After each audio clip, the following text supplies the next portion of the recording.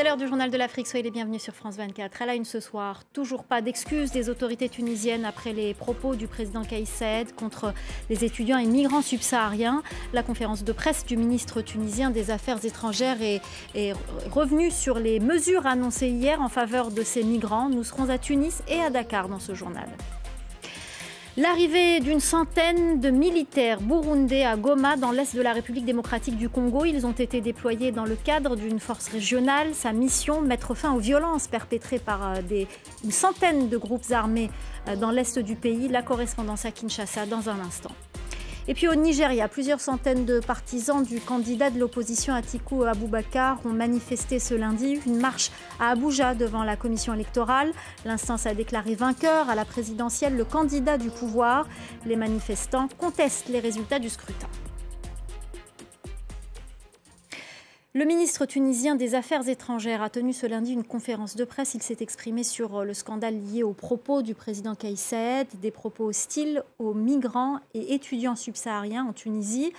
Les autorités tunisiennes n'ont pas présenté d'excuses, mais hier, la présidence a annoncé dans un communiqué des mesures en faveur de ces migrants. On retrouve tout de suite notre correspondante à Tunis, Lilia Blaise. Lilia, que faut-il retenir de cette conférence de presse ? Alors, ce qu'il faut retenir, c'est que le ministre des Affaires étrangères, comme vous l'avez dit, rejette toujours les accusations de racisme quant aux propos de Kais Saied et insiste sur l'application de la loi. Mais il y a aussi une tentative d'apaiser le ton en continuité avec les communiqués de la présidence de la République et du gouvernement de dimanche soir. Il a annoncé une batterie de mesures concernant notamment les étudiants subsahariens pour leur faciliter leur séjour en Tunisie, donc notamment sur la remise d'une carte de séjour d'1 an et le prolongement du délai du récépissé de la demande de carte de séjour de 3 à 6 mois. C'était une difficulté qui était rencontrée par beaucoup d'étudiants lorsqu'ils venaient en Tunisie et commençaient leurs études. Ils mettaient énormément de temps avant d'obtenir leur carte de séjour, parfois 2 mois avant sa date d'expiration. Il y a aussi des mesures qui ont été annoncées pour les migrants irréguliers sur le territoire tunisien, l'exonération des pénalités lorsqu'ils dépassent la durée légale de leur séjour en Tunisie. Ces pénalités, à raison de 80 dinars par mois, étaient plafonnées à 3000 dinars, soit 900 €, ce qui était une somme importante pour des migrants qui étaient là depuis 3 à 4 ans sur le territoire tunisien et qui les empêchait finalement pour eux de retourner au pays ou même d'effectuer un retour volontaire. Aujourd'hui, ces pénalités seront exonérées selon le ministère des Affaires étrangères. Un numéro vert a été également mis en place par le ministère de l'Intérieur pour que des migrants puissent signaler des violences et des abus, des violences dont beaucoup ont été victimes ces derniers jours, des agressions aléatoires dans la rue à caractère racial. Alors aujourd'hui, la communauté subsaharienne salue cette volonté d'apaisement, mais attend plus que des effets d'annonce, selon les mots de représentation estudiantine à qui j'ai pu téléphoner, car beaucoup d'étudiants, par exemple subsahariens jusqu'à maintenant, continuent de suivre les cours en ligne depuis chez eux, de peur d'être agressés dans la rue. Et puis on peut voir que les mots du président Kais Saied ont encore beaucoup de conséquences sur le plan international, puisque la Banque mondiale a annoncé ce soir poser momentanément ses activités, suspendre momentanément ses activités en Tunisie en raison du caractère raciste des propos du président de la République et des agressions dont ont été victimes plusieurs migrants subsahariens ces derniers jours. Merci beaucoup Lilia Blaise, notre correspondante à Tunis, pour toutes ces explications. Et à Dakar, des associations de migrants du Sénégal ont organisé cet après-midi une conférence de presse pour se prononcer sur la situation des Sénégalais en Tunisie. Les autorités sénégalaises, de leur côté, disent surveiller la situation de très près de leurs ressortissants dans le pays. Elles précisent qu'aucun incident en lien avec un migrant sénégalais ne leur a été notifié. Les détails de notre correspondant à Dakar, Eliman Dao. Le collectif des associations et organisations de la migration a voulu, par ce point de presse, dénoncer la situation des subsahariens à Tunisie. Il faudrait dire qu'il prévoyait la semaine dernière d'organiser des manifestations devant l'ambassade de Tunisie à Dakar, mais également à la place de la Nation. Mais leur demande de manifestation a été refusée par les autorités sénégalaises. De façon générale, ils se disent préoccupés par la situation des Sénégalais en Tunisie. Je vous propose d'écouter un de leurs porte-parole. Nous sommes en contact avec des Sénégalais, ou bien l'association des Sénégalais, mais aussi des Sénégalais qui sont en situation de détresse. Et franchement, ils nous ont manifesté le sentiment de rentrer quand même au pays. C'est une situation déplorable, injuste, qui mérite d'être sanctionnée. Voilà, par le monde entier. Il faudrait noter qu'à ce jour, aucun voyage de rapatriement des Sénégalais vivant en Tunisie n'a été organisé par les autorités sénégalaises. Le ministère des Affaires étrangères du Sénégal, à travers un communiqué, a tenu à préciser qu'à ce jour, aucun incident ciblant un ressortissant sénégalais en Tunisie n'a été noté. Le ministère a ouvert une cellule de crise et également un registre sur lequel les Sénégalais vivant en Tunisie et souhaitant rentrer au Sénégal peuvent s'inscrire. On part à présent à Goma, dans l'est de la République démocratique du Congo, où une centaine de militaires burundais ont atterri hier dans le cadre du déploiement d'une force régionale, une force qui a pour mission de mettre fin aux violences perpétrées par des groupes armés. Dans la ligne de mire, les rebelles du M23. La correspondance à Kinshasa d'Aurélie Bazaraki-Bangoula avec Justin Kabumba. Une trentaine de militaires burundais sont arrivés par l'aéroport de Goma. 70 autres seraient venus par la route. Alors ce contingent burundais rejoint le millier de soldats kényans de la force régionale est-africaine déployée dans la province du Nord Kivu depuis novembre 2022. Les troupes burundaises devraient être déployées aux alentours de Sake, Kiloliro et Kitshanga dans le territoire de Massissi, une zone où les rebelles du M23 ont renforcé leur position ces derniers jours. Cela, c'est pour matérialiser les cessez-le-feu qui intervient dès ce mardi 7 mars. Ensuite, c'est participer au retrait du M23. Et le reste du processus va suivre. Ce nouveau cessez-le-feu a été décidé après des discussions diplomatiques qui se sont tenues ce week-end à Luanda. Pour la première fois, des représentants du M23 ont participé à ces discussions et ils se sont engagés à respecter ce nouveau cessez-le-feu. Un plan de retrait des rebelles a aussi été acté. Le M23 devrait se retirer de toutes les zones occupées d'ici le 30 mars. Entre-temps, la force régionale est-africaine est de plus en plus contestée. Elle est jugée inefficace. Des cessez-le-feu et des plans de retrait des rebelles avaient déjà été annoncés à plusieurs reprises, mais ils n'ont jamais été respectés.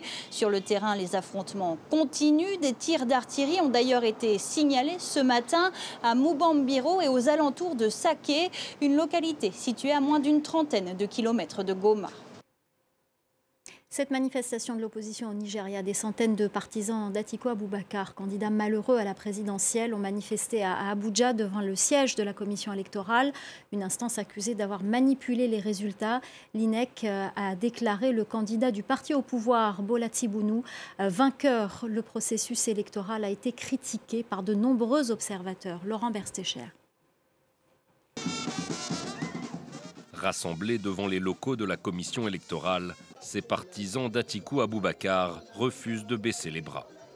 Emmenés par leur leader arrivé deuxième au scrutin, ils réclament la tenue d'un nouveau vote. La Constitution nous garantit le droit de manifester et nous allons également saisir la justice. Contestée avant même la publication définitive des résultats, l'élection présidentielle nigériane fait toujours l'objet de nombreuses critiques. Plusieurs partis d'opposition accusent la commission électorale d'avoir manipulé le scrutin, mais ils n'ont pour l'instant apporté aucune preuve tangible. Les observateurs internationaux, eux, disent ne pas avoir noté de tricherie, malgré de nombreux problèmes techniques et logistiques. Pourtant, ces partisans du PDP d'Atiku Abubakar restent persuadés que l'élection leur a été volée. Ce n'était pas une vraie élection. Nous sommes là pour demander à la Commission de rendre son mandat à Atiku Abubakar, car c'est le vainqueur légitime du scrutin. Les partis d'opposition ont encore 2 semaines pour constituer un dossier et saisir la justice. S'ils veulent faire annuler le scrutin, ils devront prouver que la commission électorale a enfreint la loi, une tâche qui s'annonce ambitieuse, alors que le Nigeria n'a jamais invalidé d'élection de son histoire. Au Kenya, la Cour suprême a ordonné fin février au gouvernement d'autoriser la création d'associations de défense des droits des homosexuels. Les réactions ne se sont pas fait attendre. La classe politique est unanimement contre et les Kenyans s'y opposent également. Selon un sondage Ipsos de 2020, 90% de la population kenyane et contre la légalisation de l'homosexualité. La correspondance à Nairobi de Bastien Renouille. L'Angleterre ne dirigera plus l'église anglicane. Ce sont les mots de l'archevêque du Kenya, Jackson Ole, après que l'église de Canterbury ait accepté de bénir des couples du même sexe. Ces déclarations font suite à 10 jours de tensions ici au Kenya à l'égard de la communauté LGBTQ. Des tensions qui ont connu un pic ce dimanche lorsque la première dame, Rachel Ruto, a annoncé l'organisation de prières nationales contre l'homosexualité. On ne devrait pas mentionner les homosexuels au Kenya, a-t-elle dit. On ne devrait pas mentionner la communauté LGBTQ. Cela revient à jeter notre morale à la poubelle, a-t-elle dit.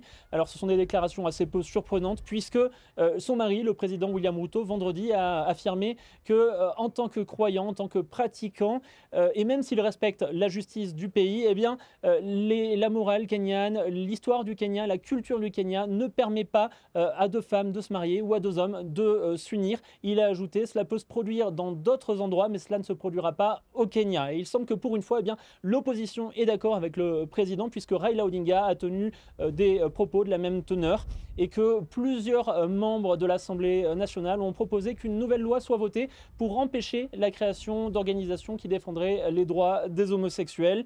Le procureur général, lui, a annoncé que l'État allait faire appel de la décision de la Cour suprême.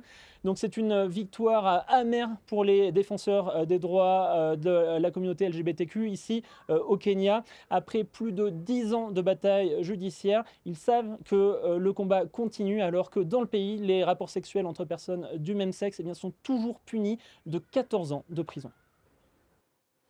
On en vient à l'affaire Théodorin Obiang en Afrique du Sud. Le fils du président de la Guinée équatoriale s'est vu saisir un yacht et 2 de ses propriétés au Cap. Une saisie dans le cadre d'un jugement sur une affaire d'arrestation illégale et de torture d'un homme d'affaires sud-africain. Théodorin Obiang avait perdu son procès contre cet homme d'affaires en 2021, mais il ne cesse de faire appel. Reportage de Caroline Dumais. Ce yacht de 70 mètres a failli créer un incident diplomatique. Il avait été saisi pour payer les dettes de Théodorin Obiang, le fils aîné du président de Guinée équatoriale, qui l'utilisait même si le bateau appartient officiellement au ministère de la Défense. D'autres propriétés que la famille Obiang possède au Cap ont aussi été saisies. Car depuis 10 ans, un Sud-Africain mène une bataille juridique contre le président de Guinée équatoriale. Daniel van Rensburg réclame plus de 2 millions d'euros en dommages et intérêts pour avoir été emprisonné suite à une affaire de vente de compagnie aérienne qui a mal tourné. Il a passé près de 500 jours dans les geôles de Malabo. Il affirme avoir été torturé et souffre encore de traumatisme. Le pire, ce sont les viols sur les femmes et les abus sur les enfants. Il n'y a rien de pire que cela. Et vous êtes totalement impuissant face à ces exactions. Mais le bateau était à peine saisi que 2 Sud-Africains étaient arrêtés à leur descente d'avion à Malabo. 2 ingénieurs accusés de trafic de cocaïne. À la télévision nationale, ils démentent les accusations.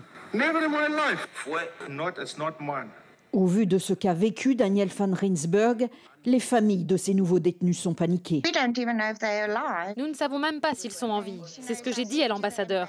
Tout ce que nous demandons, c'est de voir une photo de notre proche. Ou juste qu'on nous appelle, qu'on puisse répondre, même brièvement. La famille Obiang avait menacé de sanctionner l'Afrique du Sud si on ne lui rendait pas son bateau. Pour cet activiste qui vit désormais en exil, cette arrestation n'est pas une coïncidence. On doit obliger à Théodorin de respecter la loi. On doit obliger, et le gouvernement de Sud-Afrique doit finir ses relations avec la Guinée. Ils ont été kidnappés.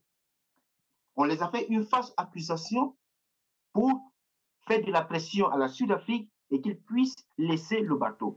Les autorités sud-africaines ont finalement laissé partir le bateau, mais les 2 Sud-Africains sont toujours en prison. Voilà, c'est le journal de l'Afrique. C'est la fin du journal de l'Afrique. Restez avec nous, l'info continue sur France 24.